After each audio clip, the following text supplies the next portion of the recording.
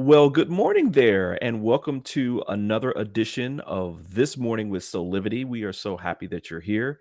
We're broadcasting live from our studio right here in the nation's capital in Washington, D.C., and on KMET 1490 AM radio in Southern California.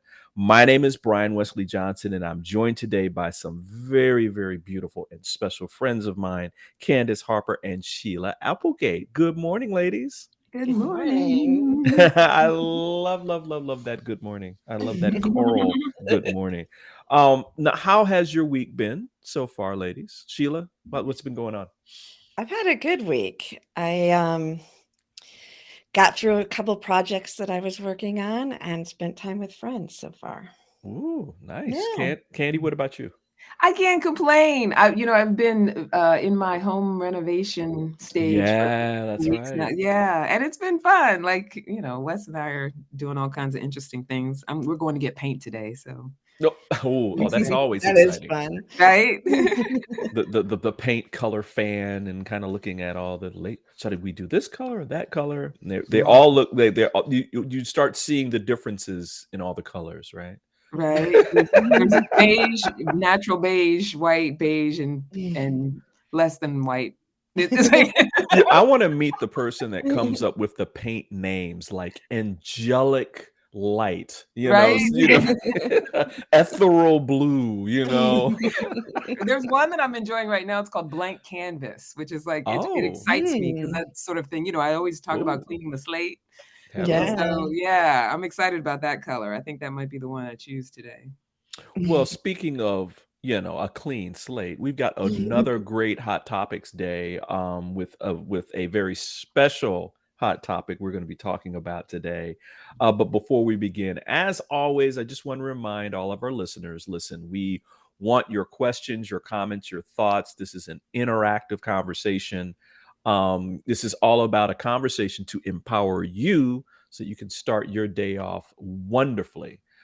Just post right to our chats either on YouTube or Facebook, and we'll do a shout out to you. We'll get those comments up on our live screen. So, ladies, I'm going to blame Sheila for this one because Sheila came up at, she was like, we need to talk about this. And I was Yes, like, we do. ooh, Right? that sounds good. And so, Sheila, you want to kind of start us off with how you came up with this topic? Yeah.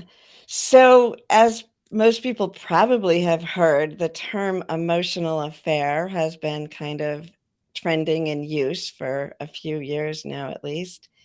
And every time that I hear it, I cringe. Mm. And it feels so layered. And I thought, well, I want to, unpack all the layers of this with someone. And who better to do that with than Brian and Candy? Right? I'm always like a kid in a candy store right now. Like, ooh, this is going to be good. Oh man. Well, my first question to you, what were the layers? Like, what were some of the things that came up for you? Yeah. So, first of all, it feels like it's infused with blame and guilt.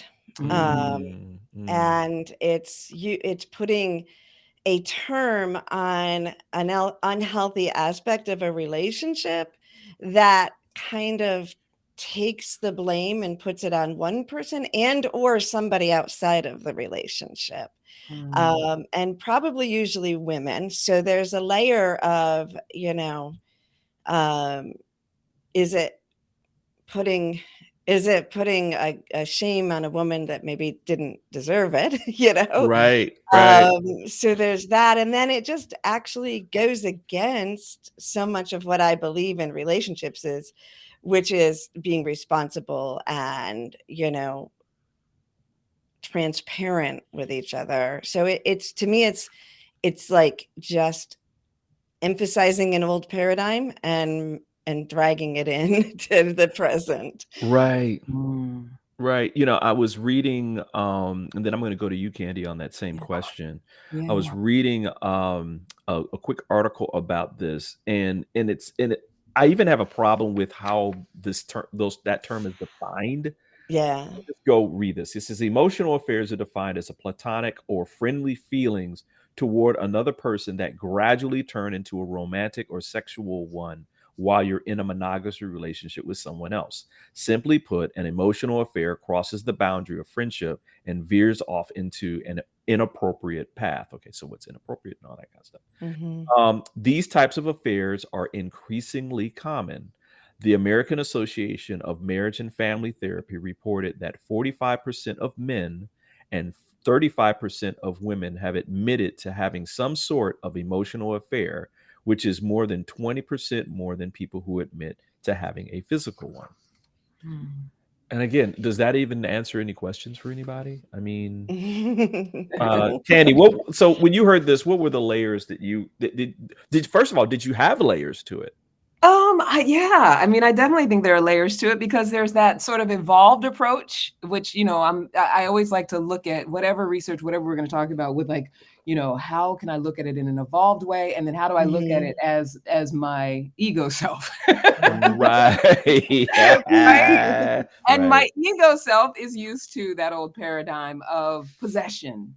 Like, Oh, we're together, you're mine. And my if you talk to possession. anybody else or have sex with anyone else or have an emotional connection with someone else, you are Right. somehow victimizing me. Right. And so Right. I love what Sheila's saying. What really resonates is that, in our growth and evolution, it's that understanding that no one owns anyone. Ooh. And Mm. whatever we do as we move in and out and navigate relationships, it's all a signal of what we need to heal, what kind of shame story we have, what kind of understanding we have of self-relationship. Like if I really have a solid relationship with myself, I don't need to own you.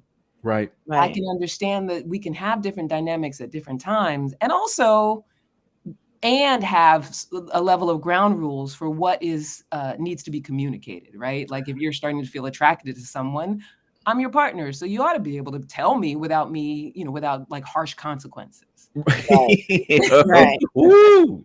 When I was thinking about this, I think about the fact that I'm talking about this from a male point of view. So I just want to be clear. Men aren't taught to be emotional.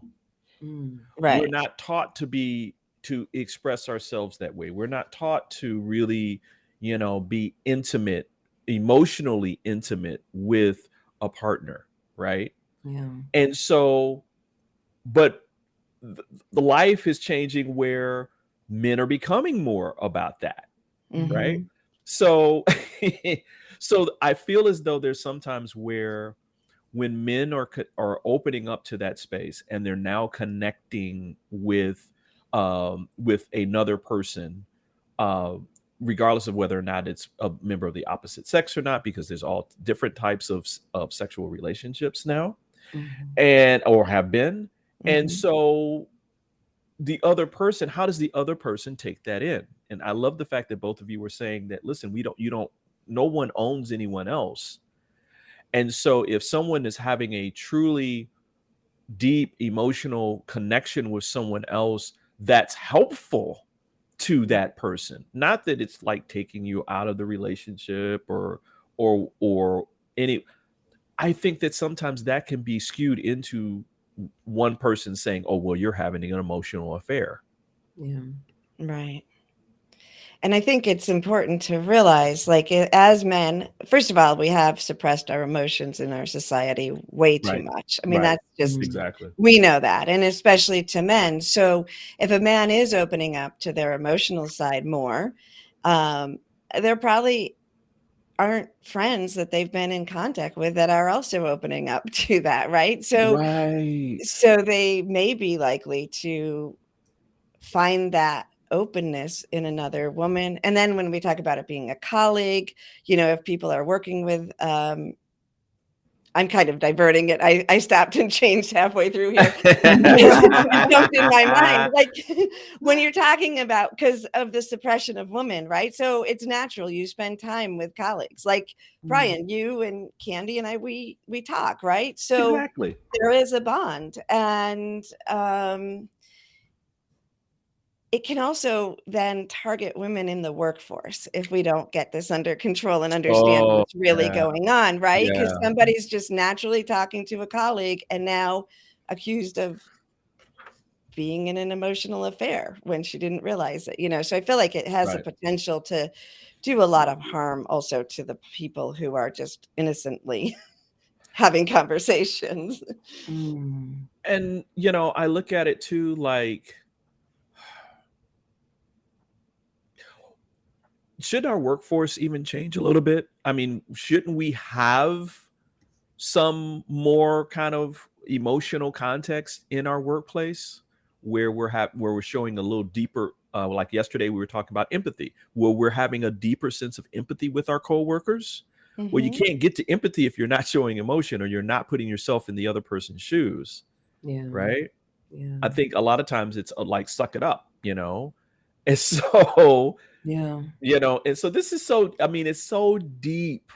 That's why I was like chomping at the bit to get into this one, because again, depending upon what our capacity to give and receive love a lot of times dictates what our perception is of another person giving and receiving love or emotional support to someone else, right? Being able to see that and let it be okay, right? In our own mind and heart, Candy, I'll give you the last thought for this segment. What are you thinking? I can see you over there. I can see you. Well, it's that balance, right, between being present to what you guys are saying and then also thinking about what comes up for me around it. And normally when I work with people, I'm working with them sort of at the precipice of creating relationship. It's rare that it's at a point where it's completely broken down, but I think too, to point to what you guys are saying, especially in the workplace. Now, I haven't been, since before COVID, someone who goes to an office, right? I work remotely. But, in thinking about social climate, when I did used to go to an office or a TV studio, there was a level of disconnection and abuse that was allowed 10, 20 years ago in the workplace that I think people are less tolerant of now. And I think because of that, like what you're pointing at, Brian, it is more important to be empathetic and to be emotionally mature and intellectual and intelligent when dealing with coworkers. And you know how people often have like their work wife, their work husband. Which could be a problem too, Well, I mean, it becomes a problem for people, I think, when going back to the whole possession thing, if I'm the partner who's at home or the partner who's not at the job, and I feel like something's being taken from me. And so I think that's the thing to look at. It's like the partner at home, whether it's a woman or a man, if I feel like my partner's interest or connection with someone else means I'm losing out, like I have to look at that, like what needs to be healed, what needs to be communicated around that. Absolutely. So we're going to stay on this topic, everybody. We're going to take a quick break. And when we come back, we're going to talk more about emotional affairs. Dun, dun, dun. Hey there, this is Brian with Soulivity.com. I want to share some exciting news about our new Aspire Academy by Soulivity. Now, you probably want to know what the Aspire Academy by Soulivity is. Well, it exclusively connects you with people around the globe and who share the intense desire to improve themselves and create a better life for themselves today. There's classes, there's workshops, there's live events, and even more exclusively just for you. You see, I wanted you to have a safe space where you could grow, you can learn, and it would empower you in all aspects of your life, including your mind, your body, and your soul. So how do you get started? Well, it is so easy. First of all, the best part, joining Aspire Academy is absolutely free. Just click on the Join Now button, sign up, and begin your journey. As a special part of this invitation to you, there are some free courses that are available for you to try from our amazing roster of coaches and collaborators. It's our way of saying thank you for all of your support and being with us along our journey of expansion. I hope you enjoy the Aspire Academy by Soulivity today. Start the process. Learn more about your passion, your purpose, and how to live a higher quality life.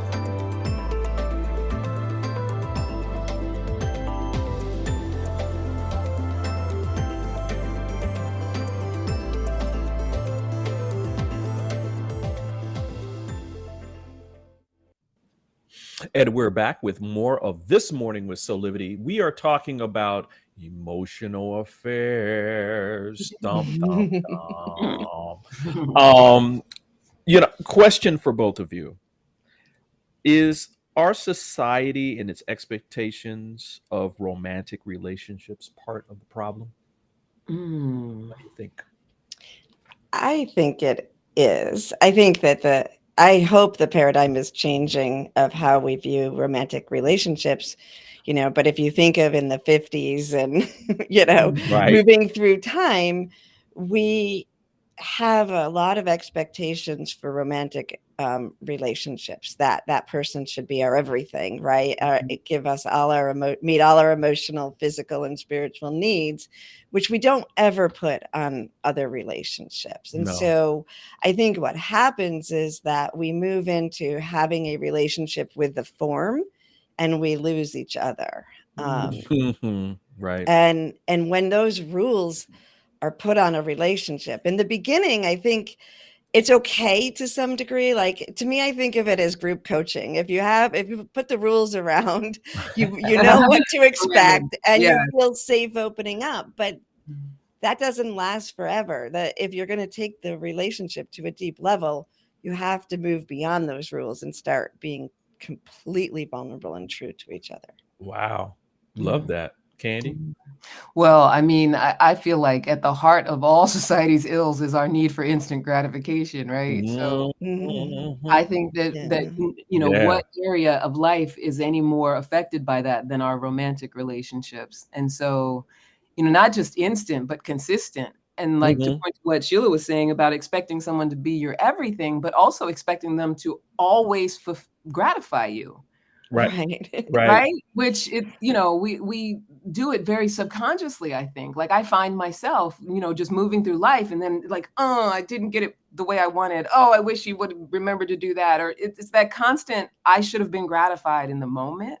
And it's that willingness to slow down and say, no, like that's the whole point of a relationship is to partner and move in and out and through the good times and the bad times and the conflict and the, when we're loving each other and have affinity and continue relating and growing. Right. Not, oh, we're together now, so everything should be wonderful all the time.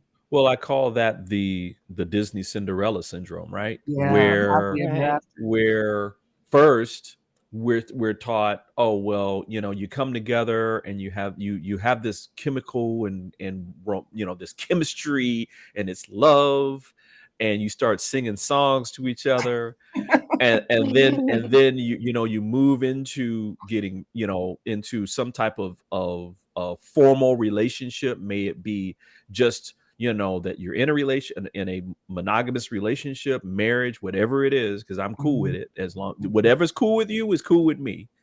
But then there's this thing that I remember my parents during their practice would always talk about, and that is you know, you get together, you say, oh, I love you so much, now change, right? And the Right. change part of Right. it is you're supposed to please me 24/7 Yeah. all the time and complete me in terms of like, you know, like I might have this emotional wound, but you're supposed to fix that.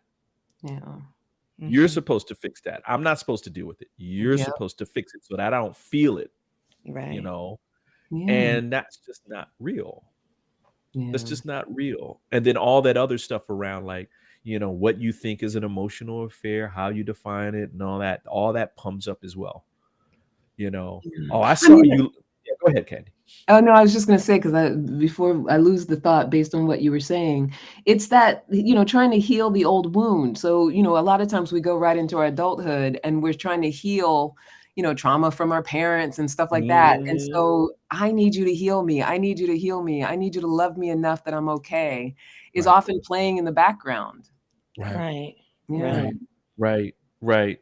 You know, Sheila, is it reasonable that one person meet all our emotional needs? No. Dang. And thank you No. for listening to This Morning with Soulivity. And who wants that job, right? Right? Like, Oh, Right. I mean, mm, and right? Snaps on that.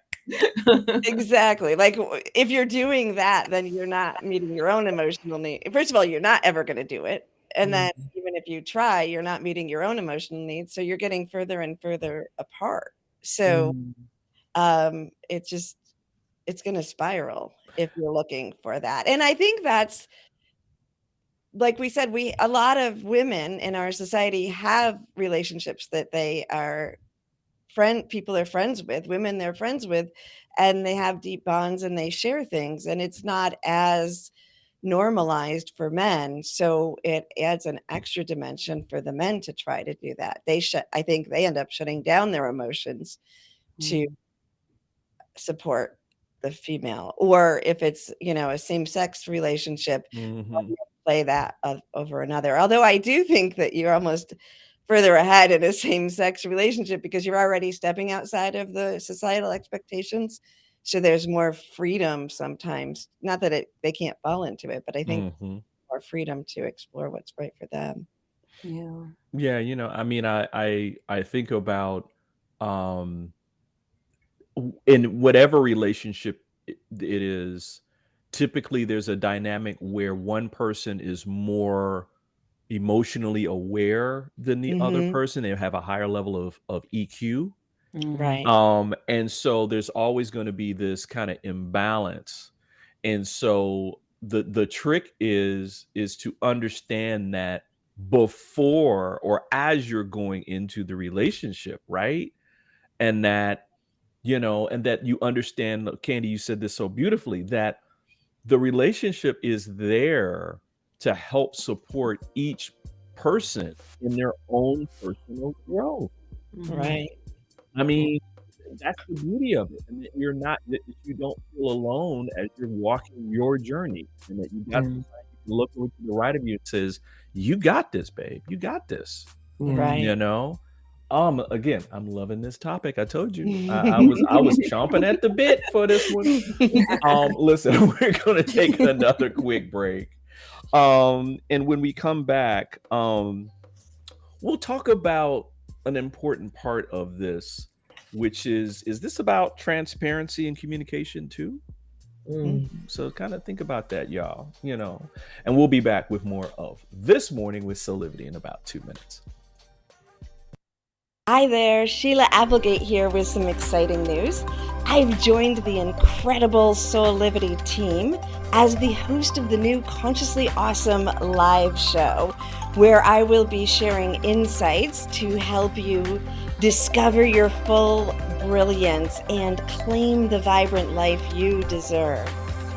So tune in every Wednesday right here on Soulivity TV to join the fun, and remember to subscribe to the channel so that you don't miss a single episode. Have an awesome week, and I will see you on Wednesday.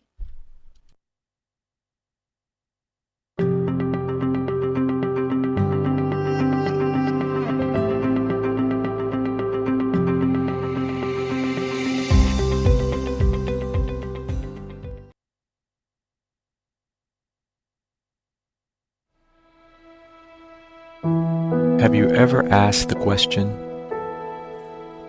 if I was to be anything, what would I be? Regardless of money, regardless of status, beyond popularity and fame. Living your passion, feeling your life has purpose. Soulivity is a space to nurture that which lives in all of us. A place where work can become play, and doing what we love creates the dreams of a lifetime.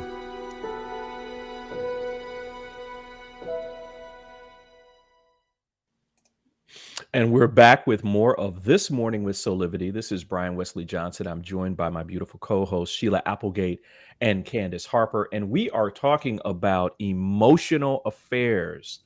It's been trending on social media as of late. And we decided we wanted to have a empowered conversation about it with a little spice, a little hot sauce on it too.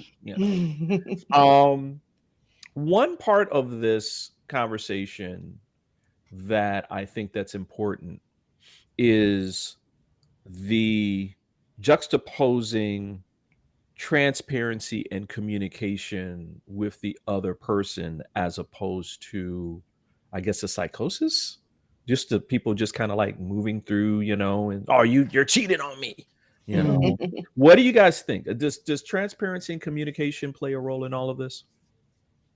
I mean, definitely. If I can jump in, like I always say, acceptance is the antidote to shame, right? Meaning that if I'm partnering with someone, if I'm transparent myself and accepting of myself, I can be accepting of you. And when I can be accepting of you, I can support you in diffusing your shame around communicating with me. And so, I think in the article that you shared with us, Brian, they were talking about secrecy. Right. And the reason that it comes down to it being an emotional affair is because there's a level of secrecy. What I cannot tell my partner because I'm getting this thing over here.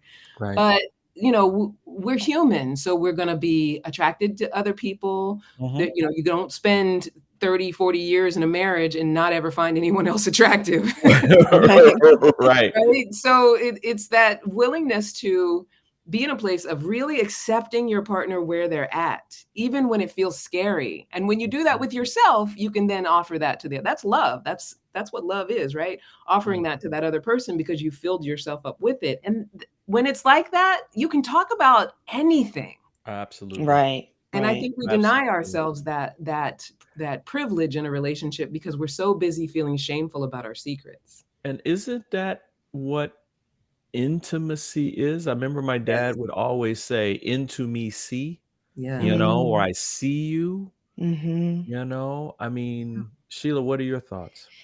Well, I agree with both of you. And I do think that the reason I get so triggered with emotional affairs as a term is it's looking at the symptom and not the underlying cause, right? So it's the lack of communication and transparency in the relationship that will lead somebody to seek intimacy somewhere else in some form, right? Where they can be themselves. If they're not being able to be themselves at home, then they're going to look, because we all want to be understood. And so it's that needing to be transparent with ourselves and to be wanting that, do we want that? Or if you're in a relationship that you're like, okay, we're in this for the family, for the money, for the work. This is a deal. We've got this. Do what you want. Then do that, Right. But if you're in it for intimacy and you're expecting intimacy, you have to show up with intimacy and communication. I love that. I love that. And, and I mean, again, I would hear, as a young boy when I was working in my parents' office while I was still in college, you see couples come in and out, even of different sexual orientations, and they would all be dealing with this same thing, right?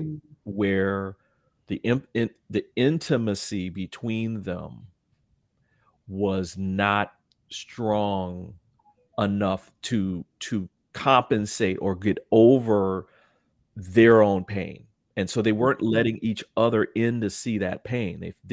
Weren't allowing themselves to be truly vulnerable with each other and then accepting each other that way. Because I love, Candice, what you just said. I mean, that's a masterclass, what you were talking about, Candice, Right. of acceptance. And, you know, there are going to be times at which all of us, regardless of whether or not we're in a relationship or not, a romantic relationship or not, when our friends and our loved ones are going to need our support. Mhm. And Mhm. so being able to give that to them, and or a lot, or seeing your partner give that to someone else, for me in my life now, is a turn on. It's like, wow, this Mhm. person is really caring, really loving, empathetic, compassionate. I mean, it's not that they're taking, by them giving that to someone else doesn't mean that they're taking away from me. Mm. Right. It should actually, when you're open-hearted with one area of your life, it should open your heart more to the other areas, right? So if we're closing down outside of the relationship, then it's going to be difficult to open up inside the relationship. Yeah. You know, I know we're going to be talking about tips in the next segment, but before we get to that, I almost want to ask both of you really quickly, what tips should we be giving? What's the context of the tips? You know, because I think a lot of times the tips are based in the foundation that, oh, this person wronged me, Mhm. right? Yeah. So what are your thoughts? What are your thoughts? I mean, it might be based in that, mainly because I think, when we do have that paradigm that, we've committed to each other, so there's the supposed tos, right? So it's easy to go into this person wronged me. But I think what we often don't focus on is, what are we committing to? And I think Sheila touched on it a little bit. Like, when we go into a relationship, that clarity of what we're doing Right. and what is Right. expected and where I'm coming from. Sometimes I think we're afraid to be really authentic and candid about that because we think it'll be a deal breaker for the other person. And we're not okay with, if it's a deal breaker, it's not a sustainable relationship. Right. Like, if we can't come to an agreement for how we're going to navigate this thing and what we are committed to in this relationship, then it's okay that means we're not compatible. Right? That's part of compatibility. But people don't want to leave. They don't like, I don't want you to leave me. And that's You know, understandable because there's attachment, right? Like, we're right. get emotionally attached. But that's another thing. When I'm so attached that I'm willing to go against what might be a core value. Right? Right. Core value is Right. communication. I know for myself, joy, ease, Right. communication, those are core values. If that's not in a relationship, I'm not in a relationship. Wow. Right. Yep. Right. But if I'm so desperate to have someone in my life that I'm willing to break those core values, what I need to look at is my desperation and what that means for me, where the opportunity for healing is. Right? I told y'all out there this was going to be a good one today.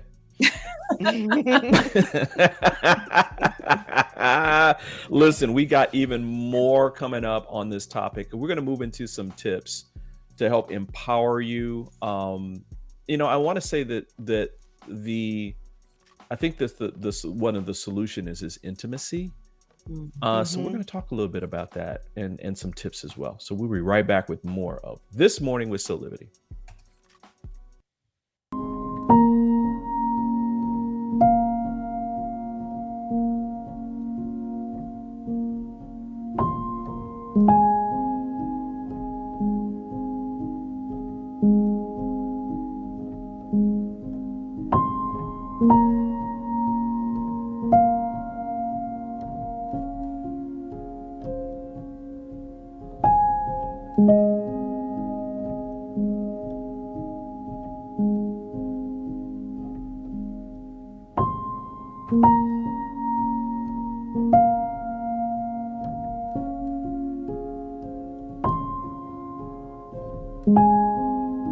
can find all the Satonic products at our Go shop on Soulivity at go.soulivity.com now.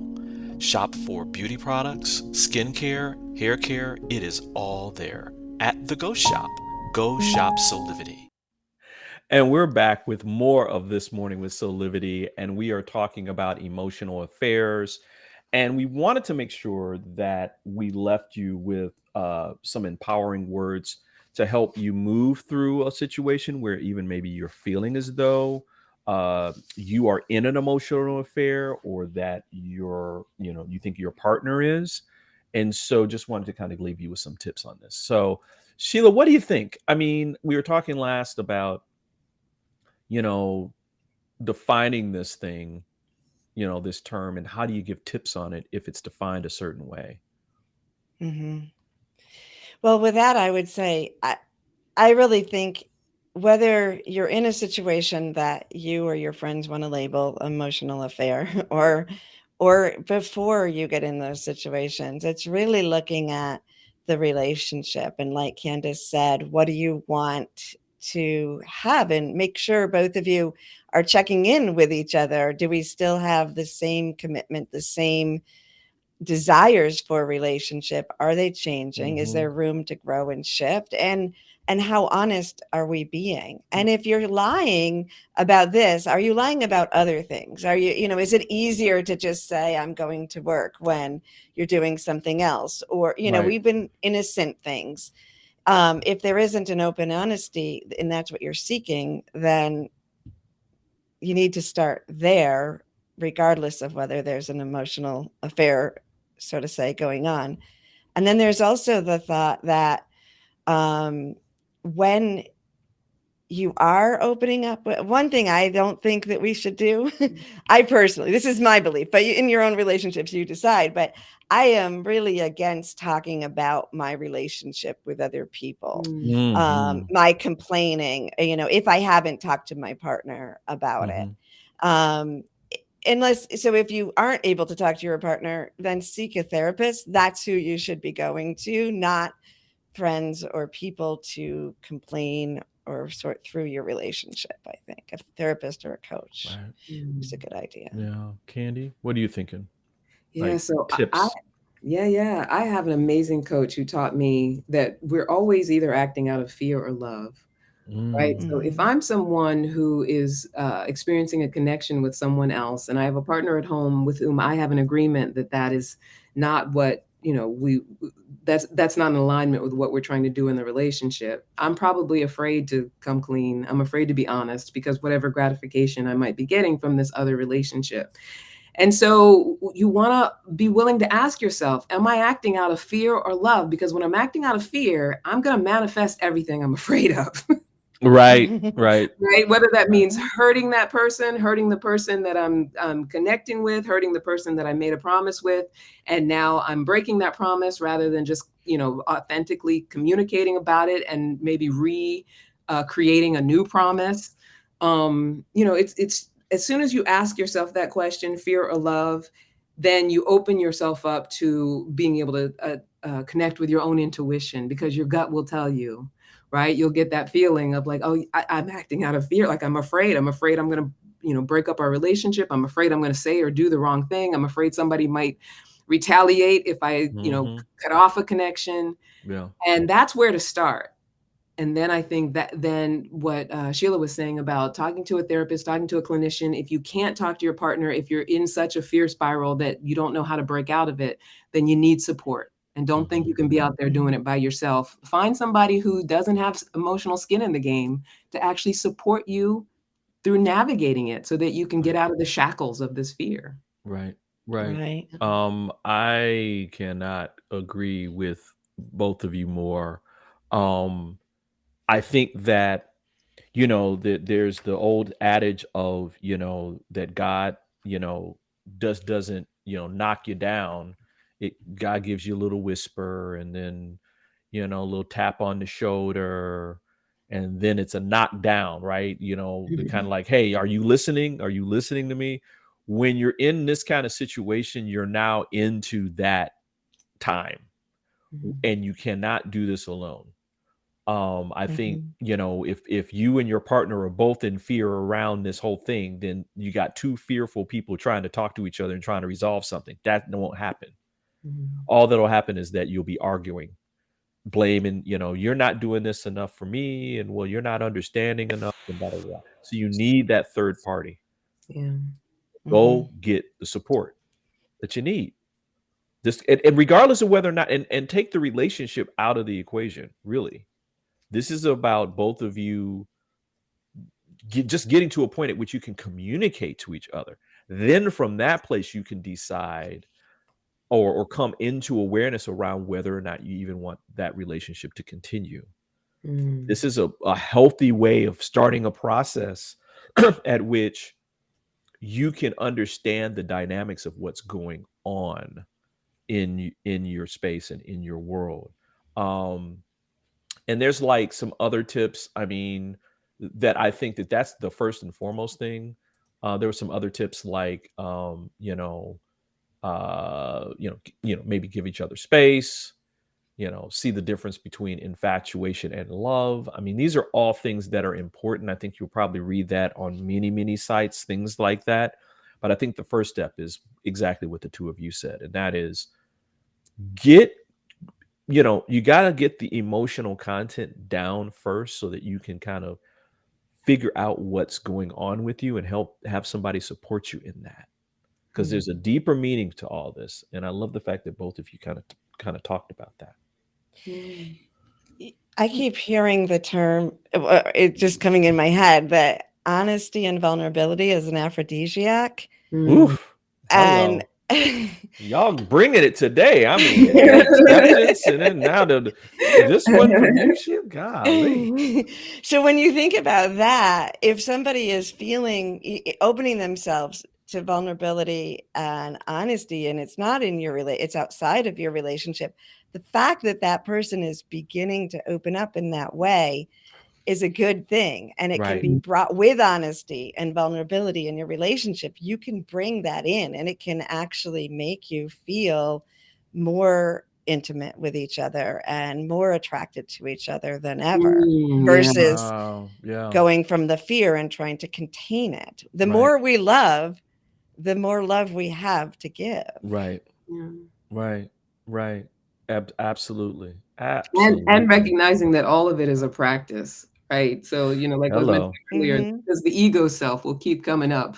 Right. And Dum dum right? dum. Right. Yeah. And we got to be willing to give ourselves a lot of grace around all of this. Like, Yeah. when our expectations aren't met, when we find out that we're, doing something that is against our commitment, like all of that stuff, we got to realize that it's a practice, because we're used to what our ego wants to do, which is just, instantly gratify us and, jump from whatever is in front of us to the next thing. Absolutely. And letting that ego show in the relationship is also a path to intimacy, right? When we Right? own it. Right. Own it. Exactly. Own it. Yeah. Yeah. Yeah. Own it. Own it. Own it. Own it. Own it. Own it. Listen, we're gonna take a quick 30-second break, and when we come back, we'll have some final thoughts from all of us. We'll be right back.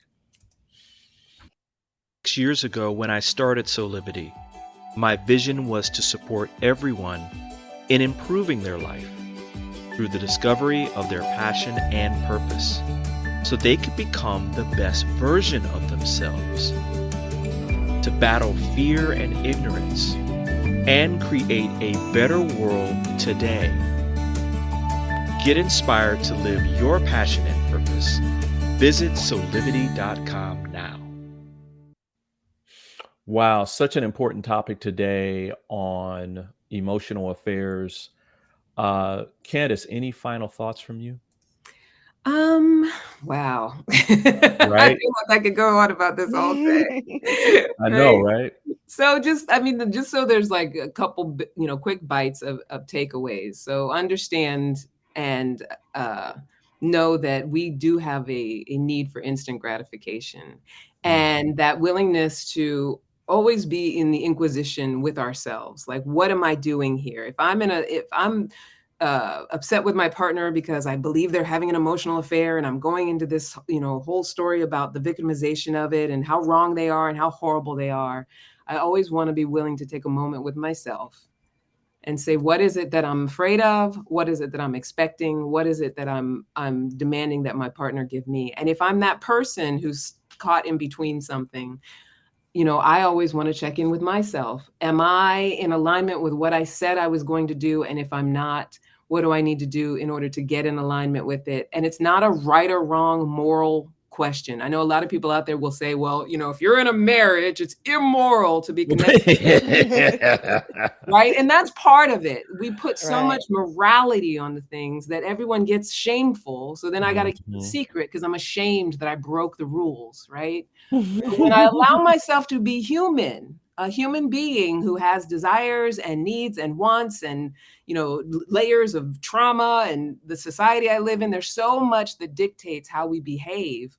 I got to be willing to just diffuse all that wrong making and fire and brimstone for a second. Right. Let myself be human and then just actually ask myself, what is it that I need in order to get back into alignment with love and not fear.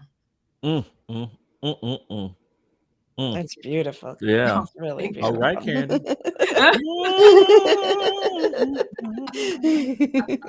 Thanks, y'all. Sheila, what about you? What are your final thoughts?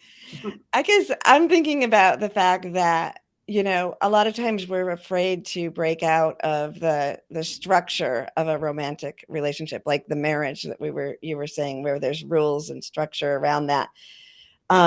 But the more you step out of that into what is right for you, the deeper the relationship gets. And with my current partner, we came into this at a point where both of us have only ever committed to following our own highest good and wanting the other person to do the same. And it has created a space for such deep intimacy and acceptance of intimacy with other people, emotional or friendship, whatever that form is, and not having that hurt the relationship, but enhance it and allow us to just love from a soul level. And I think that it's a beautiful thing and it's a possible thing. My final thoughts have to do with something that we ended the last segment with, and that is support. Do not wait until there's a situation in your relationship to get support. Start your relationship with support from the very beginning. There are going to be certain things that are going to come out when you are in a romantic relationship with someone that are not going to come out when you're just kind of like out here alone, because you're now going to another level of vulnerability. And so learn, if you're thinking about marrying somebody, or if you're thinking about, pledging your undying devotion to someone in some certain way, make sure you add into that a process, a practice that both of you do on an ongoing basis. And there are many therapists, there are many structured kind of things out here that can help, things like Imago and other things that are talk about, healing hidden wounds, that will be so supportive to when you're going through times of emotional stress, and they're going to happen. So if they're going to happen, just prepare for them, right? And so get that support. Get that support before stuff starts kind of going awry, and then you'll have a tool in your tool belt. So let's talk a little bit about things that both of you are doing. Sheila, you've got a really, really, really cool thing that's happening right now with, I think, your Soul Connection sessions. Can you talk a little bit about that? Yes, my Soul Connection sessions are sessions which we do either on Zoom or phone, and it's a way of connecting deeper to your own soul, and it can enhance your relationships if you want to explore a deeper relationship with your partner, or to communicate with a loved one on the other side, or to find your spiritual guidance. I'm offering a a discount for you here listening to this morning. And it's so if you go to SheilaApplegate.com, you can learn about the session. And then the promo code to get $44 off your first session is capital SOUL, Soul 23. Nice. I love that. And Candy, of course, you've got a couple of different things. You've got your love coaching first, right? Yeah. So Love Life Skills for Leaders is my one-on-one intensive, and I help professional BIPOC plus women create a love life that loves us back. 12-week intensive. If you're listening and you use the promo code Soulivity50, you'll get 50% off the entire intensive. So that's a nice chunk. Wow. And then the other thing is I have a project called It's Homeostasis. I'm calling it the Home Project. And I'm actually calling in stories about home from BIPOC plus women. If you know a BIPOC plus woman, or if you are one, and you have a story, a tumultuous or dynamic or funny or reverent, whatever kind of story about your home experience. And it could be a short story about, throughout your life or something that's going on with you now. I'm calling in these stories. You can go to bit.ly/T, the Home Project 2023.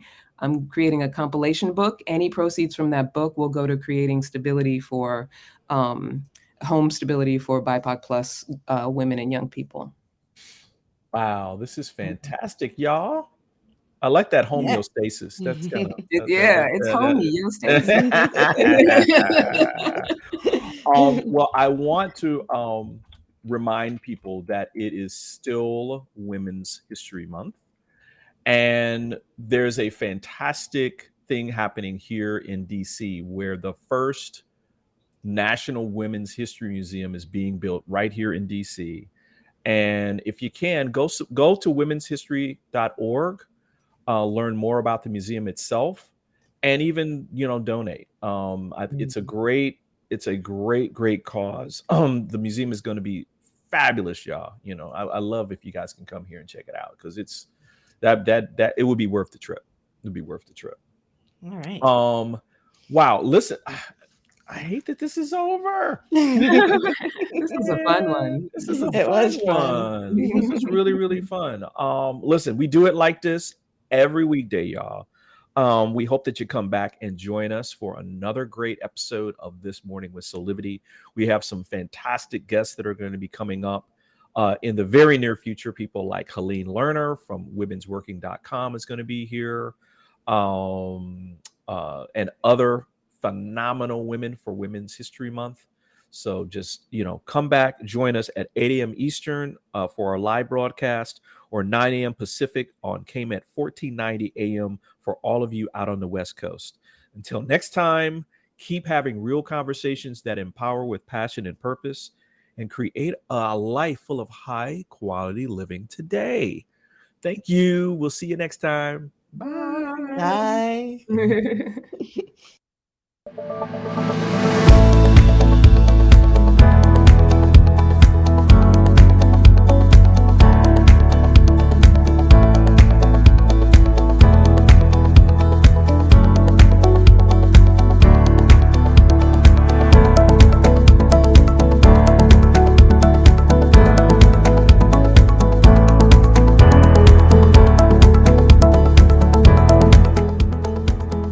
This work is subject to copyright owned by Affinity Global LLC.